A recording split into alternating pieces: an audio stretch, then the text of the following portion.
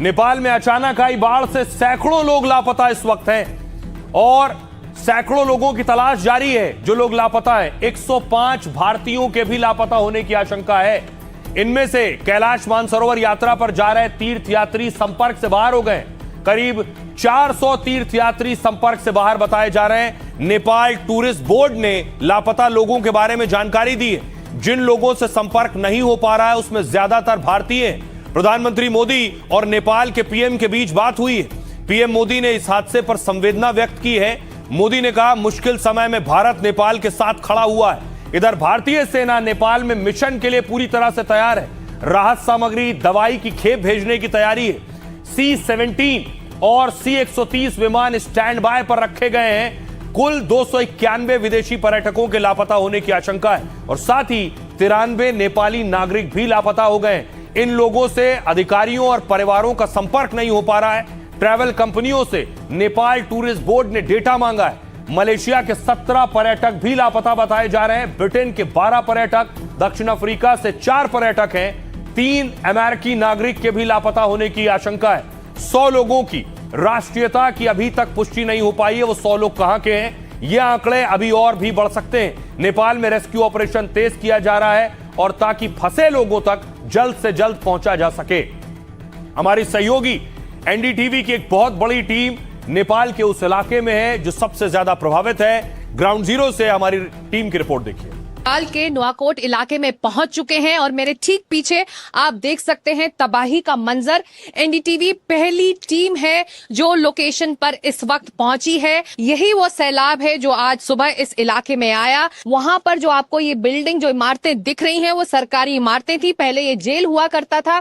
उस तरफ जो बिजली के खंभे दिखाई दे रहे हैं, वहां पर वो बिजली घर था। और जब ये सैलाब आया है, जब फ्लैश फ्लड आया है, तो सबको साथ लेता हुआ ये आगे बढ़ा है। हम जिस घर में खड़े हैं, इसकी जो निचली मंजिल है, यहाँ पर भी गाद आई, यहाँ भी मलबा आया और पूरा अपनी चपेट में से लेता हुआ आगे बढ़ा है। जो हुआ आपने खुद आंखों से देखा। पहला कभी ऐसी मंजर, ऐसी हालत आपने नहीं देखी नहीं थी? देखा, फर्स्ट टाइम है। फर्स्ट टाइम देखा है हमने। ये पानी तो इधर से ऐसे आया है। उधर आन के यहाँ पर देखा था, हम अंदर था।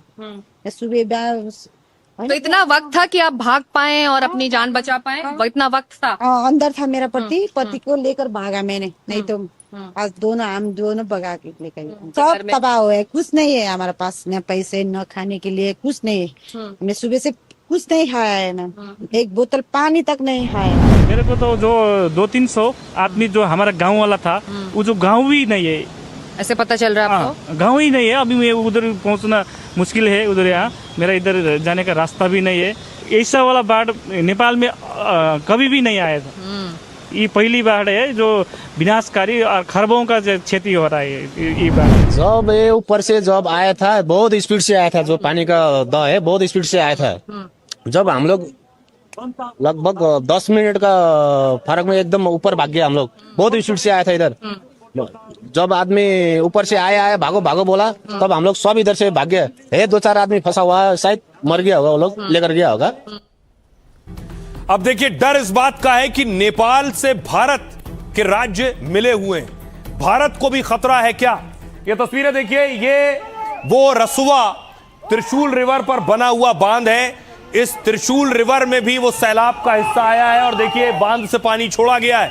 क्या ये पानी भारत के जिलों तक पहुंचेगा?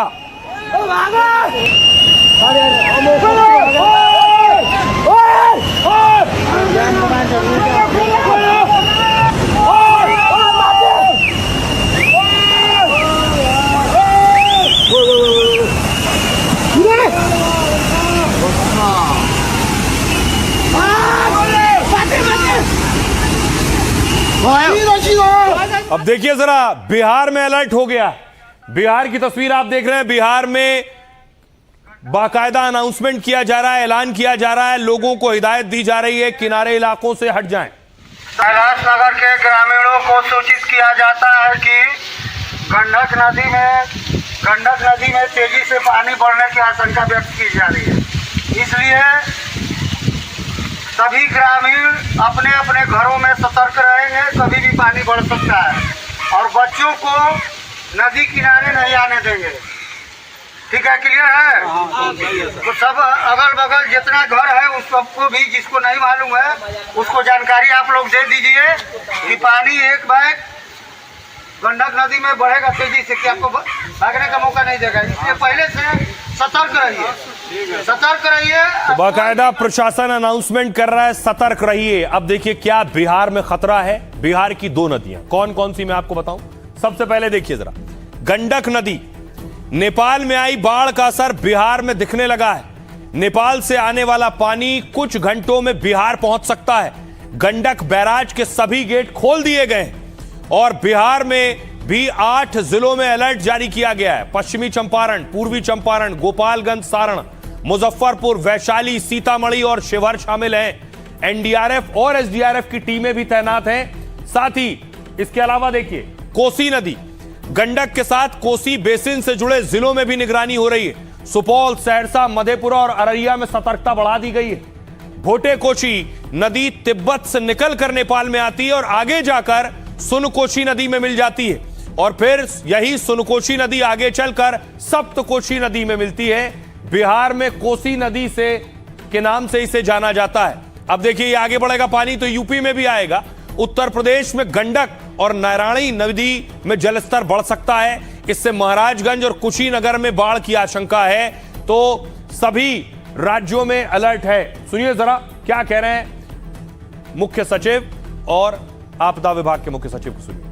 2.5 लाख क्यूसेक वाल्मीकि नगर बैराज पर इसका पानी का असर आने की संभावना है। मुख्य सचिव महोदय ने अभी सारे जिलाधिकारियों और एसपीज और साथ में जो आपदा प्रबंधन के पदाधिकारी हैं उन सभी के साथ वीडियो कॉन्फ्रेंसिंग की और सबको ये निर्देश दिया गया विशेष रूप से बेतिया, मोतिहारी और गोपालगंज और मुजफ्फरपुर, छपरा के डीएम्स को कि जो लो लाइंग एरिया में लोग रह रहे हैं तटबंधों के अंदर उनको इवैक्यूएट कराने के लिए, बाहर निकालने के लिए, ताकि फ्लैश फ्लड से कोई बह ना जाए, जान माल का नुकसान ना हो, तो बड़े पैमाने पे माइकिंग कराई जाए। सारे बीडीओ, सारे सीओज, सारे थाना प्रभारी फील्ड में निकल के, स्वयं डीएमएसपी भी फील्ड में निकल के इसको अलर्ट करने का लोगों को काम करें और इवैक्यूएट कराने का काम करें लो लाइंग एरियाज में से।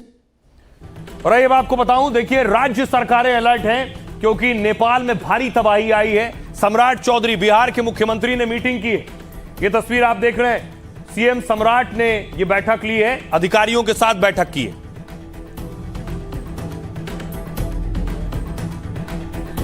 अब देखिए राज्य सरकारों की तैयारी क्या है। उनके राज्य तक ये बाढ़ का पानी अगर पहुंचेगा तो कैसे निपटना है। नेपाल में तबाही के बाद बिहार में हाई अलर्ट है। गृह मंत्री अमित शाह ने सीएम सम्राट चौधरी से बात की है। अमित शाह ने हर संभव मदद का भरोसा दिया है। एनडीआरएफ टीमों को तैयार कर दिया गया है। बिहार में आपदा प्रबंधन विभाग ने अलर्ट जारी किया है। कोसी, बागमती और गंडक के इलाकों में निगरानी बढ़ाई गई है। एनडीआरएफ, एसडीआरएफ की अतिरिक्त टीमें तैनात की जा रही हैं। गोपालगंज में एनडीआरएफ टीम भेजी जाएगी। मुजफ्फरपुर में टीम स्टैंड बाय रहेगी। बेतिया में करीब 2 घंटे में टीम की तैनाती की जाएगी। जरूरत पड़ने पर नाव, शेल्टर और सामुदायिक रसोई की व्यवस्था होगी। बिहार में हर साल नेपाल से आने वाली नदियों के कारण बाढ़ से तबाही होती है। यूपी में भी पूरी तैयारी है। नेपाल से सटे उत्तर प्रदेश के इलाकों में हाई अलर्ट जारी किया गया है। सीएम योगी आदित्यनाथ ने इसके निर्देश जारी किए हैं। योगी ने नेपाल में तबाही पर चिंता जताई। योगी ने भगवान पशुपतिनाथ से सभी के सकुशल होने की प्रार्थना की है। बाढ़ की आशंका को लेकर प्रशासन को पूरी तरह सतर्क रहने के यूपी में निर्देश दिए गए। प्रशासन को आवश्यक तैयारियां सुनिश्चित करने को कहा गया है।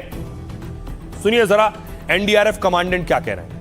बहुत हाई अलर्ट पे है क्योंकि ये साधा जो सारा नीचे डाउनस्ट्रीम आता है ये गंडक को ही स्ट्राइक करेगा और वहां पे जो बैराजेस हैं, जैसे जैसे बैराजेस से पानी छूटेगा तो उसमें नीचे की स्थिति में बाढ़ आने का अंदेशा है। पूरा एडवाइजरी दे दिया था स्टेट गवर्नमेंट्स को कि इसमें बाढ़ आने का अंदेशा है।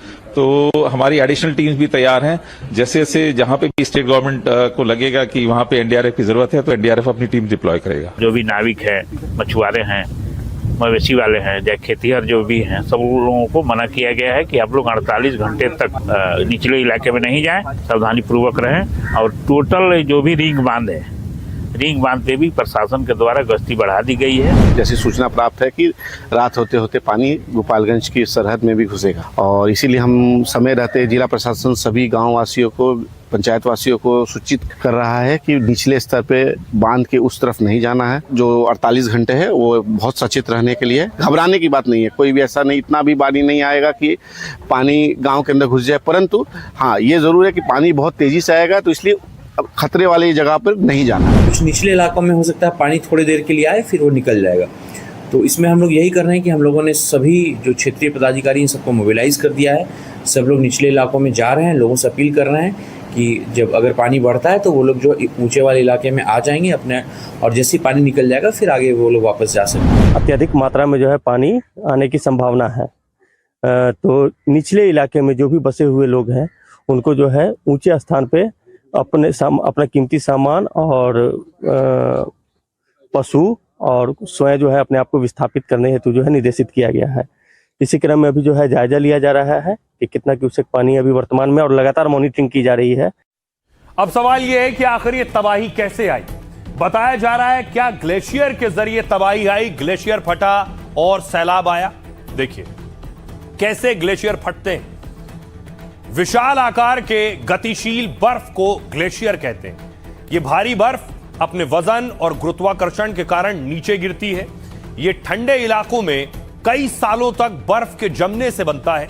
नेपाल के रसुआ में 24 घंटे में 7 मिलीमीटर तक बारिश हुई, मतलब बारिश की वजह से अचानक बाढ़ नहीं आई। शक है कि तिब्बत में ग्लेशियर झील फटने से तबाही मची। झील फटने से अचानक पानी भोटेकाशी नदी में आ गया। भोटेकाशी बेसिन में 122 ग्लेशियर झीलें हैं। कौन सी झील फटी इसकी अभी पुष्टि नहीं हुई है। सैटेलाइट इमेज और तकनीकी जांच से पता लगाया जा रहा है। ग्लेशियर झील के सामने बर्फ, मिट्टी, पत्थर और मलबे जैसी संरचना होती है। यह प्राकृतिक बांध की तरह ग्लेशियर झील को रोके रहते हैं, लेकिन जैसे ही यह बांध कमजोर पड़ जाता है या टूट जाता है, झील का पानी अचानक नीचे की ओर बहने लगता है। इसे ही ग्लेशियर झील फटने से बाढ़ का आना कहते हैं।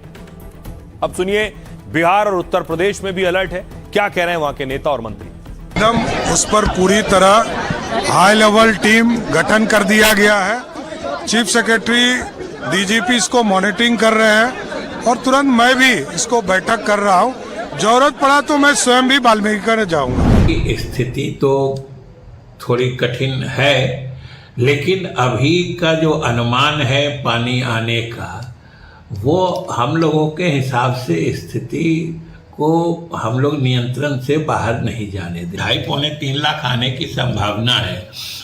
उस हिसाब से सतर्कता के सभी काम हम लोगों ने कर लिए हैं। जी हाँ, अभी हम बैठक कर रहे हैं, तो जो भी हमारी कोशिश रहेगी कि जल्द से जल्द हम बाढ़ अगर आए तो तुरंत हम उनको सहायता दें और जो भी जरूरतमंद है उन तक हम पहुँचें। जिन राज्यों में या जिन क्षेत्रों में कहीं भी बाढ़ की स्थिति बनी है, पहले भी या जो अभी बनी हुई है, जैसे बिहार में बाढ़ की स्थिति बनी हुई है, या आगे भी कोई बाढ़ की चपेट में आएगा तो पूर्ण रूप से उसको सहयोग किया जाएगा।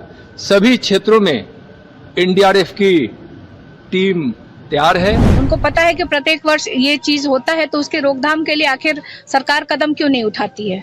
मतलब जब लोगों को परेशानी हो, आम जन को जब परेशानी प्रत्येक वर्ष उठाना पड़ता है, अगर सरकार थोड़ी तैयार रहे तो बाढ़ से पहले उनको दिक्कत नहीं होगा और उनको सुरक्षित स्थानों पे ले जाकर के और उनके रहने उनके जैसे बहुत सारे जो ग्रामीण है गांव में अगर देखा जाता है तो उनके जानवर भी होते हैं, उनके भी शिफ्ट किया जा सकता है, लेकिन सरकार को इससे कोई लेना देना नहीं है। आइए खबरों में आगे बढ़ते हैं। आज की एक और खबर, सियासी खबरों की तरफ रुख करते हैं। यूपी टू बिहार, बहनों पर बरसे उपहार। रक्षाबंधन का मौका है। योगी आदित्यनाथ एक महिला सम्मान कार्यक्रम में आज पहुंचे थे। वो तस्वीर है, महिलाओं को सम्मानित किया। तो कृतज्ञ प्रणाम उन्हें समर्पित करें, अपने हृदय का उत्साह उन्हें दें। आपकी जरूरतों को बिना कहे जो सोचते हैं, समझते हैं, ऐसे माननीय मुख्यमंत्री महोदय, तालियों के आशीर्वाद की वर्षा कर दें आप उन पर। कृतज्ञ प्रणाम। योगी ने महिलाओं को रक्षाबंधन का गिफ्ट दिया और उसके बाद महिलाओं से मुखातिब हुए, महिलाओं से बातचीत की। हाँ नमस्ते, क्या नाम है आपका? जी मेरा नाम पुष्पा है। कहाँ घर है? उन्नाव से? जी। अच्छा, आपको देखिए आज से फ्री में बस सेवा सुविधा उपलब्ध करवा रहे हैं। जी धन्यवाद। ठीक है ना? जी। कैसा लग रहा आपको? बहुत अच्छा, बहुत अच्छा। अच्छा लग रहा है? जी। तो यात्रा कर पाएंगे ना आप? जी। बहुत सुंदर, बधाई आपको, बहुत बहुत बधाई आपको और आपके पूरे परिवार को, सभी माताओं बहनों को भी बधाई। हाँ उषा जी नमस्ते। नमस्ते। अब देखिए इस यात्रा की सुविधा का लाभ प्राप्त होगा। महिला में जो वो ऊर्जा भर दी है, जो हम सोच भी नहीं सकते थे। जो भी सफर करेगा आपका ही नाम लेगा कि आपने ये बहुत अच्छा किया हमारे। नहीं देखिए, आप लोग जब अच्छे लोगों को चुनते हैं तो अच्छा ही होता है। आप कहाँ से हैं? सर सीतापुर से। अब आपको सीतापुर से लखनऊ आना हो या लखनऊ से सीतापुर जाना हो या सीतापुर से अयोध्या जाना हो जी, तो बस सेवा आपको फ्री में मिल जाएगी। जी जी। कैसा लग रहा है आपको? बहुत बहुत अच्छा लग रहा है। अब परिवार के आश्रित नहीं रहना पड़ेगा। बधाई आपको, बहुत बहुत बधाई। अब देखिए बड़ा दिलचस्प है कि योगी आदित्यनाथ रक्षाबंधन गिफ्ट दे रहे थे, तो दूसरी तरफ अखिलेश यादव भी महिलाओं से मिल रहे थे और रक्षाबंधन गिफ्ट सरकार आई तो क्या गिफ्ट देंगे इसका भी ऐलान कर रहे थे। ये अखिलेश यादव को आप देख रहे हैं, महिलाओं ने राखी बांधी उन्हें।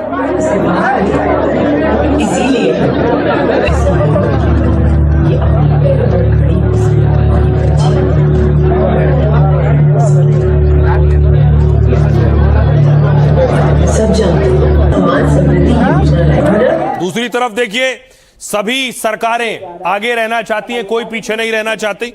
सम्राट चौधरी, बिहार में सम्राट चौधरी ने भी राखी बंधवाई और तोहफे दिए।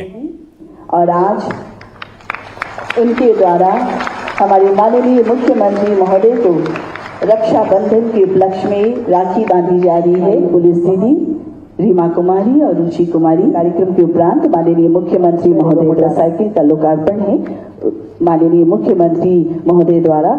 और आज उनके द्वारा हमारे माननीय मुख्यमंत्री महोदय को रक्षाबंधन के उपलक्ष्य में राखी बांधी जा रही है। पुलिस दीदी सम्राट चौधरी राखी बंधवा रहे थे, क्या गिफ्ट दिया है महिलाओं को आपको बताऊंगा। दूसरी तरफ देखिए दिल्ली की मुख्यमंत्री रेखा गुप्ता भी महिलाओं के कार्यक्रम में थी। रक्षाबंधन से पहले लक्ष्मी योजना की शुरुआत की है, वो योजना जिसमें महिलाओं को राशि दी जानी थी। चुनाव से पहले यह वादा किया गया था।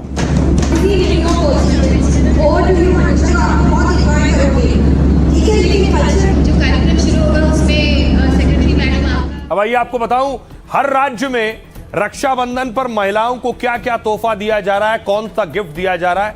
इसकी शुरुआत यूपी से करते हैं। 3 दिन के लिए महिलाओं को बस में यात्रा फ्री है।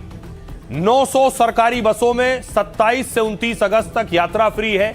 महिलाओं के एक सहयोगी का सफर भी मुफ्त होगा। कामकाजी महिलाओं के लिए हर जिले में हॉस्टल बनेंगे। इसके अलावा दिल्ली में देखिए जरा क्या गिफ्ट है। रक्षाबंधन से पहले लक्ष्मी योजना की शुरुआत की गई है। हर पात्र महिला को 2500 रुपए महीना मिलेगा। 9 लाख से ज्यादा महिलाओं ने रजिस्ट्रेशन कराया है। इसके अलावा 56 लेडीज स्पेशल इलेक्ट्रिक बसें भी शुरू की गई हैं। कामकाजी महिलाओं के लिए 15 बस व्यस्त रूट में चल रही हैं। 13 कॉलेज और यूनिवर्सिटी वाले रूट में चल रही हैं। बिहार का गिफ्ट देखिए जरा। महिला पुलिस कर्मियों को 4700 स्कूटी की सौगात दी गई है। 2 दिन के लिए महिलाओं को बस में यात्रा फ्री। बिहार से डाक के जरिए राखी भेजने पर 10% छूट है। राजस्थान में देखिए रोडवेज की बसों में महिलाओं को 2 दिन मुफ्त सफर। आंगनवाड़ी कार्यकर्ताओं और सहायिकाओं को खास तोहफा। रक्षाबंधन पर उनके खाते में सीधे 1100 रुपए भेजे गए। उत्तराखंड में देखिए गिफ्ट। 2 दिन के लिए महिलाओं को बस यात्रा फ्री मिलेगी। उत्तराखंड में वॉल्वो और एसी बस में भी सफर होगा। तमिलनाडु का तोहफा देखिए, महिलाओं को, गरीब महिलाओं को साल में 3 मुफ्त गैस सिलेंडर मिलेंगे। महिलाओं के लिए मुफ्त बस यात्रा का दायरा बढ़ाया गया है। 2 अक्टूबर से हाईटेक डीलक्स बस में भी फ्री सफर होगा। एक जिले से दूसरे जिले का सफर भी अब फ्री होगा। इस ऐलान से 25 लाख महिलाओं को फायदा होगा। तो अलग अलग राज्यों ने गिफ्ट दिया है महिलाओं को रक्षाबंधन पर। सुनिए क्या कह रहे हैं सीएम। आपका किराया अब हम लोग देंगे, सरकार आपका किराया भरेगी। कल से लेकर यानी 27, 28 और 29 को तो हर बेटी, हर बहन, हर माता अपने एक सह यात्री के साथ उत्तर प्रदेश परिवहन निगम की बस में या सिटी बस की सेवा में निःशुल्क यात्रा कर लेगी।